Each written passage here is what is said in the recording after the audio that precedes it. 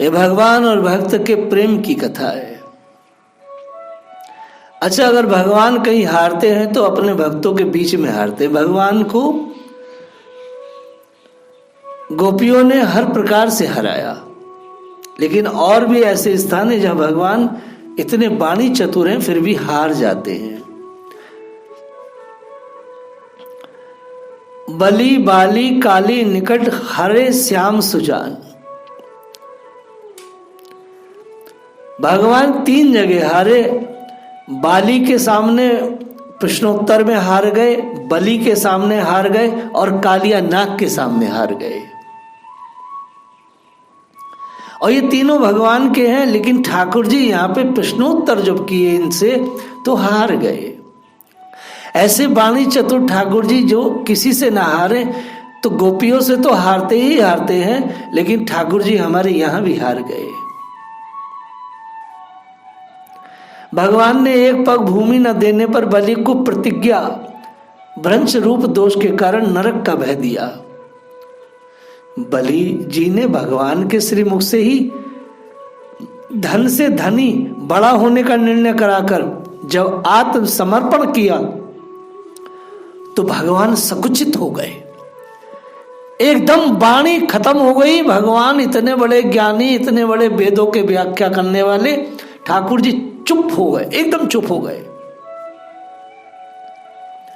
जब बलि ने कहा, महाराज आप ये बताओ, धन से धनी बड़ा होता है या धन बड़ा है? बोले भाई धनी बड़ा है, क्योंकि धनी के पास धन है। बोले सरकार धन मैंने दे दिया, अब मैं खुद इतना बड़ा हूं, आप मेरे सिर पर पैर रखिए, आत्मसमर्पण करता हूं और अपना पग पूरा करिए। भगवान एकदम संकुचित हो गए, शांत हो गए। यहां पर भगवान एकदम से चुप हो गए। ये प्रेम की बात है। और बाली को फटकारते हुए भगवान श्री राम ने कहा, मम भुज बल आशित ते ही जानी, मारा चहसी अधम अभिमानी। राम जी के मुख कमल का दर्शन करते हुए बाली ने बड़ी विनम्रता पूर्वक कहा, महाराज आप क्या कह रहे हैं, आपको पता भी है प्रभु अजहू में पापी अंत काल गति तोरी। आप कह रहे हैं कि मैं पापियों की वध करता हूं, उन्हें नष्ट करता हूं। मैं आपसे पूछ रहा हूं प्रभु अजहू में पापी, अब मैं आपके सामने खड़ा हूं और अंत काल मेरा पास है, तो अभी प्रभु मैं कैसे पापी रह गया? मैं पापी कैसे रह गया? मैं मुझ भला आशित ही जानी। आपने सुग्रीव को तो अपने भुजाओं के आश्रय में ले लिया है, प्रभु मैं कैसे पापी रह गया? क्योंकि मैं तो आपके मुख कमल का दर्शन कर रहा हूं, आपके हाथों मारा जा रहा हूं। श्री राम जी तुरंत ही अपनी प्रतिज्ञा भुलाकर बाली के सिर पर अपना करकमल फेरते हुए शरीर रखने का आग्रह करने लगे। एकदम भगवान झुक गए, एकदम पिघल गए, प्रेम में डूब गए। यह है भगवान की कृपा। भगवान बाली के सामने चुप हो गए। भगवान ने सारा रोष समाप्त हो गया इतनी सी बात से ही बाली के कि प्रभु मैं तो आपके सामने आपसे मारा जा रहा हूं, अभी मैं पापी कैसे रह गया? प्रभु जो मैं पापी अंतकाल गति तोरी। भगवान यहां भी प्रश्न उत्तर में हार गए अपने भक्त से, जबकि भक्त नहीं है, ये तो विपक्षी थे। तीसरा आता है कालिया नाग। भगवान श्री कृष्ण ने जब कालिया नाग के रोष पूर्वक किए गए उग्र दर्शन पर आक्षेप किया तो उसने कहा, नाथ मैं आपसे एक बात पूछता हूं। एक पंसारी की दुकान है, उसमें बहुत से बर्तनों में उसने पृथक पृथक वस्तुएं भर रखी है। तो जब वह किसी बर्तन में हाथ डालेगा तो उसमें जो रखा है वही तो उसे मिलेगा। हे मेरे नाथ, हे मेरे ठाकुर, उसी प्रकार इस सृष्टि में आपने जिसको जो गुण स्वभाव दिया है उससे वैसी ही उपलब्धि भी होगी। हम सर्पों को आपने अत्यंत तामसी बनाया है, इसमें मेरा दोष क्या है? भगवान चुप हो गए। श्री बलि जी जोरावर भक्त हैं, इसी से उनके सामने प्रभु ने प्रभुता विसार कर दीनता को अंगीकार किया है।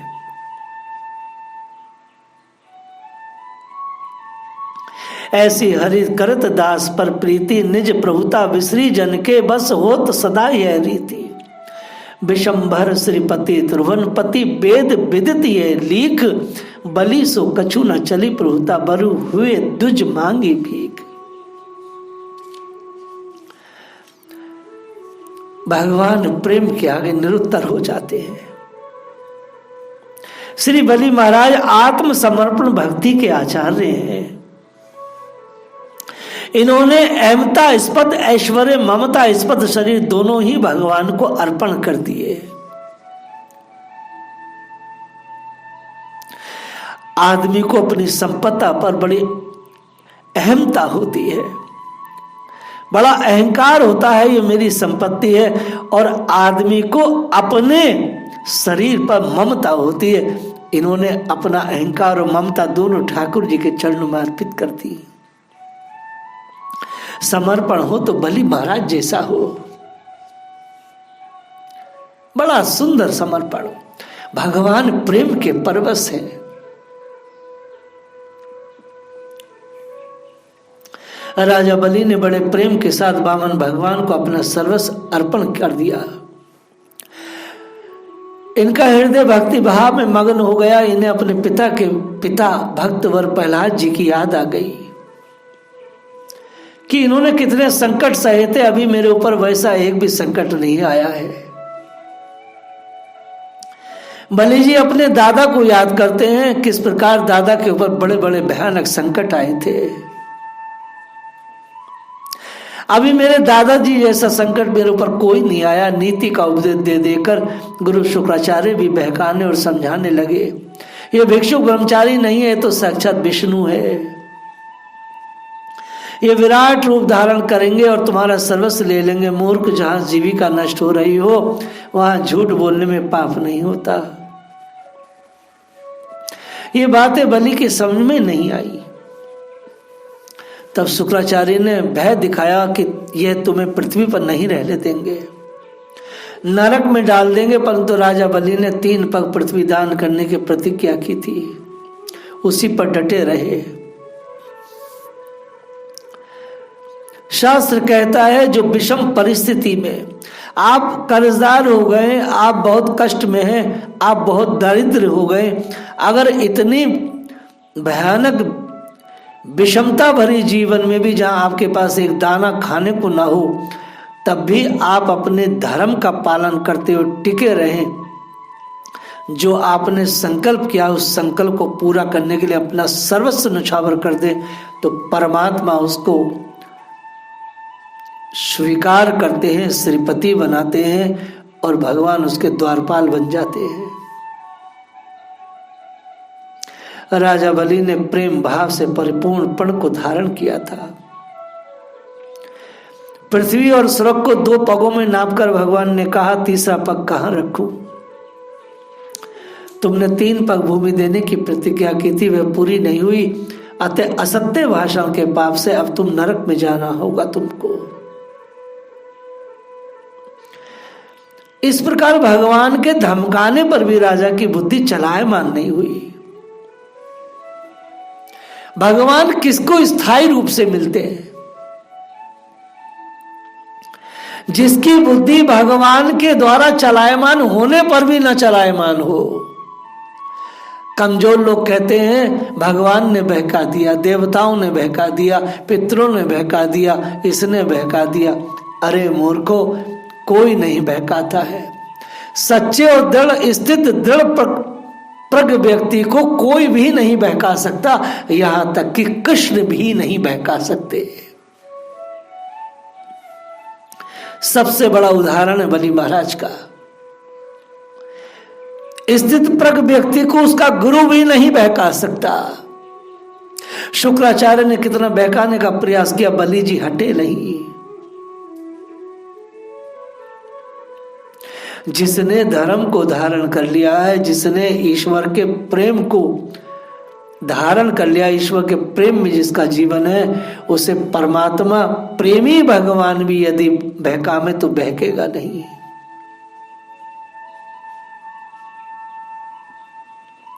राजा ने कहा, भगवान तीसरा पैर मेरे सिर पर रखिए। राजा की आत्मसमर्पण भक्ति से प्रसन्न होकर भगवान इनके द्वारपाल बने, अपनी हार मानकर भगवान बलि के अधीन हो गए। उनकी भक्ति की रीति को सुखदेव जी ने भागवत में बहुत विस्तार से वर्णन किया है, और मैंने बलि जी के चरित्र को पहले गाया भी 1 साल पहले। ये प्रहलाद जी के पुत्र महारानी विरोचन के पुत्र थे। स्कंद पुराण में इनके पूर्व जन्म की कथा आती है। संक्षेप में इस प्रकार है, आप बलि जी के पूर्व की कथा को सुनिए। प्राचीन काल में देवताओं ब्राह्मणों की निंदा करने वाला एक महापापी ज्वारी था। वह सदा ही पराई स्त्रियों में आसक्त रहने वाला था। एक दिन उसने कपटपूर्ण जुए के द्वारा बहुत धन प्राप्त किया। फिर अपने हाथों से स्वस्तिकार पान की बीड़ा बनाकर तथा गंध मालादि सामग्री जुटाकर एक वेश्या को भेंट देने के लिए वह उसके घर की ओर दौड़ा। रास्ते में वे गिर पड़ा, उसे मूर्छा आ गई। मूर्छा दूर होने पर पूर्व जन्म के किसी पुण्य के प्रभाव से उसके मन में सद्बुद्धि उत्पन्न हुई। वैराग्य तो आता ही पूर्व के किसी महान पुण्य के द्वारा है। अगर किसी स्त्री पुरुष में वैराग्य आया है तो उसके पूर्व जन्म का कोई महान पुण्य है। महान पुण्य के प्रभाव में ही व्यक्ति के अंदर वैराग्य जगता है। पृथ्वी पर पड़े हुए गंध पुष्प आदि को उठाकर उसने समीपस्थ शिवजी की सेवा में समर्पित कर दिया। जीवन में केवल यही एक पुण्य उसके द्वारा संपन्न हुआ था। मरने पर यमराज के सामने पहुंचने पर चित्रगुप्त से सुनकर कि यही एक पुण्य जीवन भर में किया है, उसने कहा मैं पहले यही पुण्य फल हुई भोगूंगा। फलस्वरूप उसे 3 घड़ी के लिए इंद्र का पद प्राप्त हुआ। इंद्र पद प्राप्त होने पर इसने 3 घड़ी एक घड़ी तक दान ही दान किया।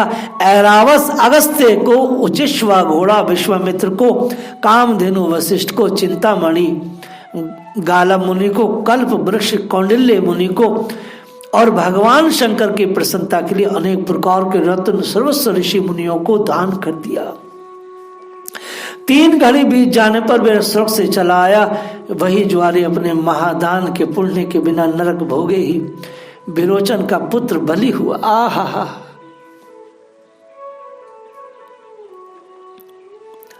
एक पुण्य था उस पे।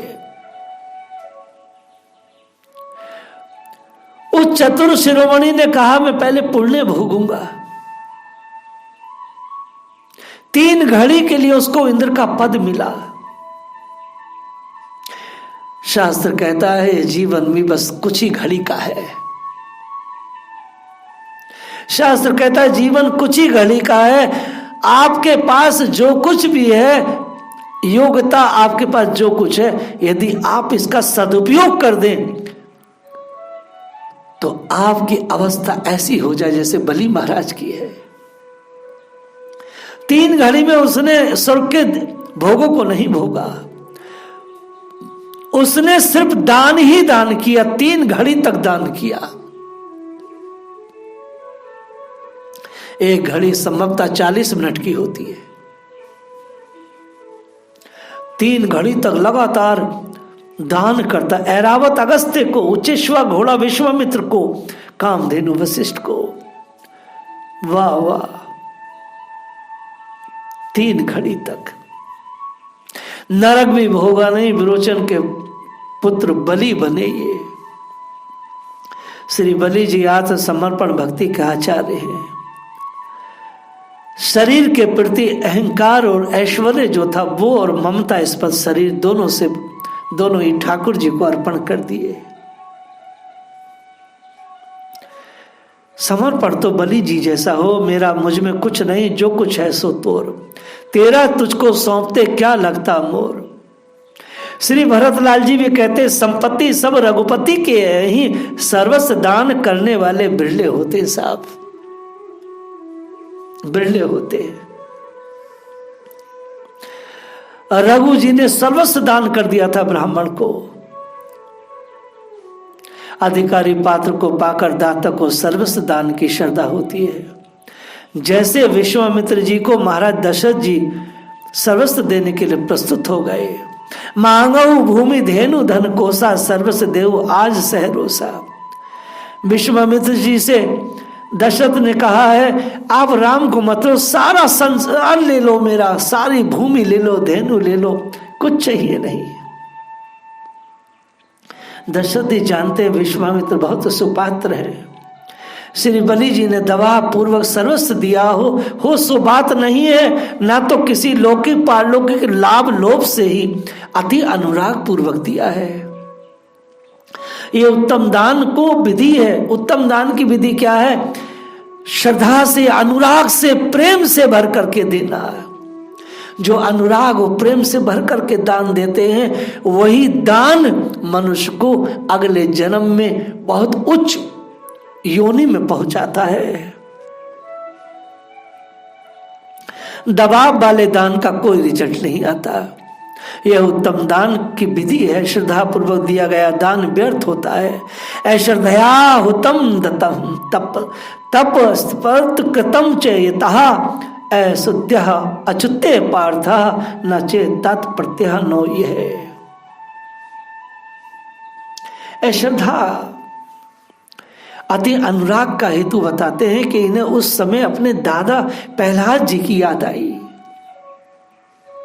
बलि महाराज तो बंधे हुए थे यज्ञशाला में, वरुण पास से बंधे बंधे बलि महाराज जी विचार करते हैं, अपने दादाजी की याद करते हैं। दादाजी की गोद में बैठकर के उन्होंने श्री नाम सुना था, श्री नाम लिया था। यूं मानो प्रहलाद जी ही बलि जी के गुरु हैं। याद यह है कि मेरे दादाजी के इष्ट देव हैं। ये तो भगवान विष्णु है, मेरे दादाजी के इष्ट देव है। उनके ऊपर इनकी अपार कृपा रही है। वे इन्हें ही अपना सर्वस्व करके मानते थे, इनका निरंतर यशोगान करते रहते थे। इन्हीं के नाते मेरे ऊपर भी कृपा करने आए हैं। प्रभु ने अपने प्लत कुटुंब पाल रघुराई, इस व्रत को चरितार्थ कर दिया। आदि आदि भगवान कहते प्लत कुटुंब पाल रघुराई। भगवान अपने भक्त के सारे कुटुंब को पालते हैं, ध्यान रखते हैं। जैसे बाली ने कहा प्रभु अजहू में पापी अंतकाल गति तोरी। प्रभु मैं पापी कैसे रह सकता हूं? अब तो आपके सामने हूं, आपके सामने पापी कैसे रह गया? श्री कुंती जी ने भी कहा भवतो दर्शनम तस्या पुनर्भव दर्शनम। आपका दर्शन हो जाने पर फिर जन्म मृत्यु के चक्कर में नहीं आना पड़ता है। तो भला बलि जी भगवान का दर्शन करके वे नरक में कैसे जा सकते थे? कदापि नहीं। ये तो भगवान कौतुकी है, उनका कौतुक है। श्री ठाकुर जी ने प्रसन्न होकर बलि जी से वर मांगने को कहा। बलि जी ने विचार किया, अभी अभी जिसने स्वयं हमसे ही याचना की है उससे क्या मांगना, मैं कदापि इनसे नहीं मांगूंगा। ऐसा बलि महाराज के हृदय में बात आ गई। ये तो प्रेम कथा है, ये तो प्रेम कथा है। ये तो भक्त और भगवान के प्रेम का विनिमय है। मैं इनसे नहीं मांगूंगा, ये तो मेरे सामने याचना करके आए। तब विंध्यावली जी ने फटकारा, अभी भी मोह गया नहीं है, दानी पने का अभिमान दूर नहीं हुआ है। अरे प्रभु ने कृपा करके आपका यश बढ़ाने के लिए प्रभुता का प्रयोग न कर दान के मिस आपका सर्वस्व स्वीकार किया है, तो आप इन्हें भिक्षुक ही मान बैठे हैं। मांग लो, क्योंकि पुण्य न बना ही अस अवसर आई। पुण्य न बना ही अस अवसर आई, ऐसा अवसर फिर ना आएगा, मांग लो। भला भगवान कब कितना इतना प्रसन्न होने लगे। आज बालक बने हैं तब मांग लो। बलि जी ने वरदान मांगा कि सदा सर्वदा हमें आपका दर्शन होता रहे। रात में जिधर भी देखो उधर आप दिखाई पड़े। भगवान तो इनके प्रेम में बंध गए थे, इनको मनोवांछित वर प्रदान कर दिए। वर्णन आता सुतर लोक में बलि जी के राजप्रसाद में बामन द्वारपाल बने। भगवान उनके बामनों दरवाजों पर खड़े रहते हैं। बड़ी सजगदारी रखनी पड़ती है साहब, पता नहीं किस दरवाजे से बलि जी निकलेंगे तो उन्हें मेरा दर्शन होना चाहिए, यही तो प्रभु का वरदान है। बहुत दिन हो गए भगवान बलि के यहाँ से लौटे नहीं। लक्ष्मी जी को चिंता हुई तो पता लगाते लगाते सुतर लोक में गई। वहां जाकर उन्हें भगवान की स्थिति देखी, इनको बड़ा तरस आया। अपने पति को द्वारपाल बना देख करके तरस आया। जिसके दरवाजे पर सुंदर सुंदर द्वारपाल हैं, आज वो एक राजा का द्वारपाल बना घूम रहा है। जिस दिन रक्षाबंधन का पुण्य पर्व था, श्री लक्ष्मी जी ने श्री बलि जी को भाई मानकर रक्षा बांधी और दक्षिण में सब दरवाजों को बंद कर देने की याचना की, जिससे प्रभु को निश्चित होकर एक ही द्वार पर रहना पड़े। भगवान स्वयं सर्वदा छूटना नहीं चाहते थे। प्रेम का बंधन जो था, इसी से श्री लक्ष्मी जी ने भी सर्वथा छोड़ देने की दक्षिणा भी नहीं मांगी। तभी से प्रभु बलि जी के द्वार पर द्वारपाल बने हुए अध्याविधि विराजमान है। यह भी कथा आती है कि भगवान का दर्शन करने प्रहलाद जी नित्य आते थे और दर्शन करके चले जाते थे। एक दिन भगवान ने कहा, प्रहलाद अकेले मन नहीं लगता है, अतः यहीं रहो, मत जाओ, हम तुम दोनों बैठकर सत्संग करेंगे। प्रहलाद जी ने प्रभु की बात मान ली और वह भी द्वार पर बैठकर आज तक प्रभु का सत्संग कर रहे हैं। आज भी मकानों के मुख्य द्वार पर जो 2 बैठकों के बनाने की विधि है, उसमें एक में भगवान होते हैं और एक में प्रहलाद जी की मूर्ति बनाई जाती है। आज के हमारे भारत के न बच्चों को ये पता ही नहीं है, ये जो 2 बैठकें बनाई जाती है इसमें कौन कौन रहता है। इसमें वो द्वारपाल नहीं है, इसमें द्वारपाल के रूप में एक भगवान होते हैं और दूसरे द्वारपाल के रूप में प्रहलाद जी होते हैं और दरवाजे पर सत्संग चल रहा होता है। भारतवंशियों ने अपने शास्त्रों को पढ़ना छोड़ दिया। कितने विडंबना की बात है, हमने अपने शास्त्र छोड़ दिए पढ़ने। हमने यह सोचा कि हम बहुत ही आगे हो गए हैं, हमने शास्त्र छोड़ दिए। शास्त्र जैसे छोड़े हम बहुत पीछे हो गए। आज भी इस देश का मुसलमान अपनी परंपराओं में मर मिट रहा है और हम ऐसे हैं कि हमने यूरोप इत्यादि देशों का बनावट को स्वीकार किया और हम अपने ही मूल से हट गए और ठगे गए। ये प्रेम की कथा है, ये भाव की कथा है।